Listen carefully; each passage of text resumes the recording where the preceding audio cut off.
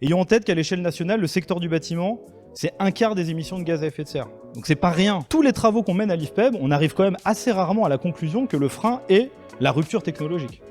Chaque fois, on trouve des solutions techniques. Qu'est-ce qu'il y a de positif dans cette RE1 ? Qu'est-ce que ça va amener de positif ? Ce qui est super, c'est qu'on va pouvoir redécouvrir des matériaux biosourcés. 30% de nos bâtiments en France ont été construits en terre crue. Faut le savoir, 30%. Sur le projet Origine, tu peux peut-être nous en toucher 2 mots. Je crois qu'il est E3C2. Donc Origine, si tu peux nous décoder le code E3C2, sachant qu'il y a plusieurs vecteurs énergétiques. C'est le bâtiment les plus performants au monde. Merci. Juste ça ? Juste ça. Champion Il est modeste.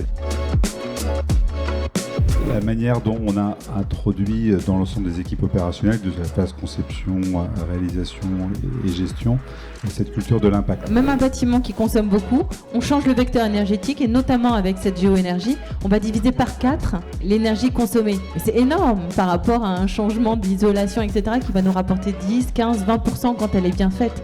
Donc n'opposons pas les leviers. 70 000 m² de bureaux, 10 000 m² de logement. Donc c'est un morceau de ville. Par son gigantisme et par son ambition, il a pu un peu catalyser l'envie de faire et d'innover. On doit aussi, dans les mix énergétiques, être un peu conséquent sur la facture que ça prononce pour les ménages. On constitue également une chaîne un petit peu avec ces acteurs engagés pour permettre à cette énergie du sous-sol d'être de plus en plus connue. Le plus important, je pense, c'est pour qui on construit, pour les hommes.